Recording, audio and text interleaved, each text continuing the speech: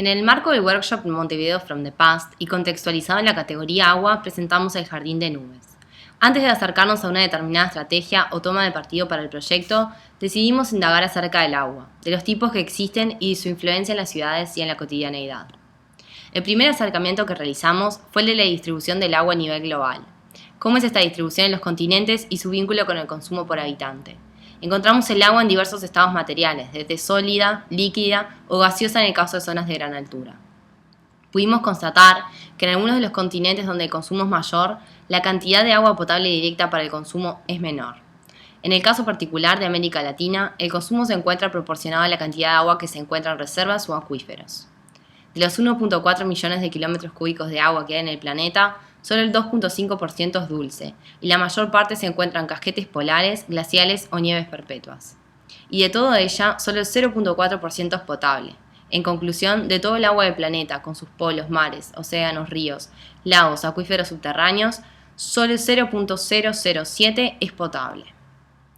Profundizando, y ya con una intención proyectual, es que decidimos continuar la investigación del agua acercándonos a su utilización para los cultivos. Identificamos los principales cultivos para los continentes y cuál es el porcentaje de agua que insume cada uno de ellos. Asimismo, decidimos continuar profundizando y evaluar cuánta de esa agua que se utilizaba estaba siendo desperdiciada o no utilizada según el grado de potabilidad necesario. Categorizamos la potabilidad del agua y su posibilidad de reciclaje para generar un menor impacto. Las regiones con mayor índice de reciclaje y tratamiento de aguas son aquellas que alcanzan los mejores niveles de productividad a nivel regional. La inquietud acerca de la presencia del agua continúa. Nos proponemos realmente cuantificar cuánta agua cuestan las cosas que nos rodean. ¿Cuánta agua es necesaria para hacer crecer un árbol? ¿Qué porcentaje de agua tiene el cuerpo humano? ¿Una taza de café? ¿Un kilo de papas? ¿Una tableta de chocolate? ¿Cuánto insume en la construcción el agua de un edificio de 2 pisos, de 3 pisos y de 4? De los picos nevados, ¿cuánto es efectivamente el porcentaje que se puede beber o procesar para potabilizar? Introdujimos la variable temporal a un estudio que parece muy abstracto, para poder transformar la información en motivo de proyecto y llegar a una propuesta que resulte verosímil en su entorno. Acercándonos a Montevideo, y más en concreto a la ciudad vieja, empezamos a aterrizar un poco toda la información, y viendo cómo materializarla, empezamos a pensar la idea de un jardín y cómo generar una nueva perspectiva de aproximación a la ciudad vieja. ¿Podría ser elevada esta técnica a un discurso formal, a un ámbito técnico y estético, donde la industria participe renovando estas posturas desconcentradas? ¿Podríamos elevarlas a una mayor visibilidad, a una eficacia no solo técnica, sino ampliamente arquitectónica, enganchada a la amplia cadena de agentes implicados para no verla solo como una curiosidad? ¿Qué es un jardín de nubes? Un jardín de nubes es un entorno de protección ecosófica, que a través de un rol de cargas y compensaciones conviven como una sola, la esfera de lo político, lo social, lo medioambiental y lo económico.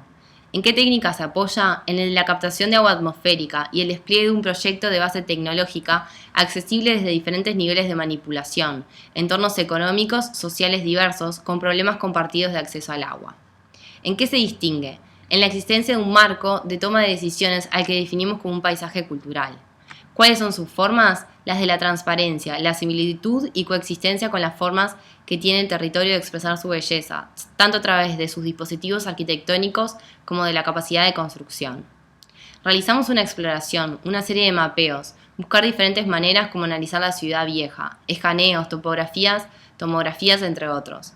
Catamos diferentes infografías como disparadores de maneras de acercarnos a una intervención.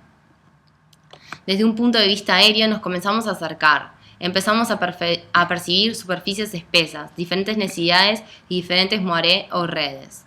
En el contexto arquitectónico urbano, el moiré nos lleva al asunto de cómo se trabajan las superficies. En lugar de despreciar esta característica de nuestra ciudad, decidimos profundizarla. Ese campo que se forma mediante la repetición del elemento mínimo, que es la manzana, proveniente de las leyes de Indias que fundaron Montevideo, es un fenómeno horizontal y se desarrolla en un único plano. Ciertas ciudades postmodernas, como Tokio, podrían caracterizarse como campos tridimensionales. Sin embargo, en el caso de Montevideo, se caracteriza por su ampliación horizontal. Lo que las diversas combinaciones de campos que se detectan prometen al contexto una densidad e intensificación de experiencias en momentos particulares dentro del campo ampliado de la ciudad. Los monumentos del pasado, como los rascacielos, que son un monumento modernista de la producción eficiente, destacaban la estructura de la ciudad como un momento vertical privilegiado. El potencial que plantea la discusión anterior es el de generar una teoría bien desarrollada de las condiciones que pueden generar el campo. Es encontrar una salida a las continuas discusiones entre rehabilitar o tabula rasa y comenzar de cero. La logística del contexto donde nos encontramos inmersos sugiere la necesidad de reconocer los límites y las estructuras destacadas, y a su vez aprender del ordenamiento autorregulado ya presente en la ciudad vieja en las áreas más degradadas. El campo es una condición material que deseamos explorar en su condición material, no una práctica discursiva. Sugerimos entonces un retorno a la arquitectura semiótica de la construcción basada no solo en las tectónicas tradicionales. Identificamos las diferentes grillas, cuál es la unidad mínima que las compone, y cómo su alteración y superposición generan nuevas tramas y puntos, que nos interesan para utilizar como un instrumento de proyecto. Tensionamos esa unidad mínima que consideramos compone el campo que vamos a trabajar. Inmersas en las tensiones y condicionantes de la ciudad vieja, percibimos que no puede existir una única unidad que sintetice toda la intervención. No puede existir un elemento unificador, porque sería realizar una intervención ingenua. A su vez, y en un camino paralelo, vemos cómo el triángulo se hace presente en todos los análisis matemáticos a lo largo de la historia, cómo su existencia, infinita superposición y subdivisión generan múltiples configuraciones. El jardín de nubes únicamente podría existir en la ciudad vieja, un área conservada con valor patrimonial, pero que a lo largo de las décadas ha transformado los usos originales. Hoy en día nos enfrentamos a una ciudad que vive de maneras abismalmente diferentes en el día como en la noche, donde los vecinos han quedado relegados en el papel de repensar el urbanismo. Tomamos como puntos de inserción en la ciudad las áreas de expansión, como son las plazas y parques, y a su vez los bordes costeros. Realizamos el estudio geométrico del triángulo y la incidencia en la rígida trama de la ciudad vieja. Cómo ésta se inscribe en cada una de las manzanas, y cómo define puntos intermedios y verticales en cada una de ellas. Posibles puntos de nuestra nube, puntos con diferentes cotas altimétricas, puntos duplicados en altura definiendo zonas de mayor o menor densidad de la nube, y utilizando los diferentes puntos del triángulo para definir la cota de bajada. Elegimos los vértices característicos de las áreas destacadas para comenzar a articular el jardín. Se realiza un replanteo de los puntos del enclave del jardín. Se jerarquizan ocupando un área final de 42.000 metros cuadrados, aproximadamente un 50% del área total de la ciudad vieja. En este total de área es donde construimos nuestro jardín. Contamos con 4 grandes grupos de áreas programáticas: peces, agua, flora y puntos de bajada. A su vez, cada una de las áreas se ocupa de materializar los puntos de interés de la investigación acerca del agua. Los 210.000 metros cuadrados de la categoría flora se determinan 105.000 metros cuadrados para el cultivo de flora autóctona. Consideramos la necesidad de incorporar a una trama que no es ajena en cuanto a topografía, historia y contexto el componente local, la flora autóctona. El mismo se realiza mediante la técnica hidropónica. Para el tratamiento de las aguas grises provenientes de la misma ciudad vieja, se definen 130.000 metros cuadrados de estanques o piscinas, en los cuales mediante una especie determinada de pez se produce un ciclo mediante el cual se consigue aumentar la potabilidad del agua tratada para el riego de la flora cultivada hidropónicamente en el jardín. 70.000 metros cuadrados definen el área de captación directa de aguas pluviales. Se inicia el proceso de decantación y canalización de las aguas tratadas para el abastecimiento del jardín, aportando agua a la nube. Los puntos de bajada, repartidos en 10.000 metros cuadrados, se transforman en elementos de conexión con el mundo de abajo, activando la circulación vertical y el ascenso a la nube, mediante programas de índole comercial, como restaurantes y mercados gourmet de venta de productos autóctonos producidos en la nube. Las granjas representan 105.000 metros cuadrados del total de la categoría flora. En Uruguay existen 51 variedades de frutos autóctonos que hoy en día se encuentran desvalorizados, siendo un potencial producto de alta gama en el mercado comercial.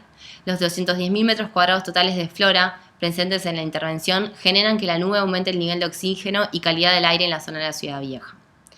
Asimismo, y basadas en la hipótesis de la nube y sobre la conquista que supone la ciudad vieja sobre el mar, sin olvidar su lógica portuaria, es que establecemos 3 desmaterializaciones de la nube para generar una unidad en este juego de densidades. A partir de la lógica compositiva de los triángulos anteriormente explicados y jerarquizados, es que los contenemos dentro de una estructura desmaterializada de una nueva escala. Una de estas 3 posibles desmaterializaciones se realiza mediante el descenso de la flora a la cota peatonal. Asimismo, la segunda desmaterialización es un método de desconcentración de humedad de la nube. Al alcanzar el máximo de saturación de agua necesaria para los cultivos, se cuenta con una serie de dispositivos que descienden esta humedad en forma líquida a la cota peatonal. Generando una reminiscencia histórica portuaria, creamos unos haces virtuales de luz que reactiven su condición de península portuaria. El jardín en nube va generando en esta multiplicidad de capas un espesor que cubre y se hace visible desde cualquier punto de la ciudad. Sus posibles visualizaciones abarcan infinitas posibilidades.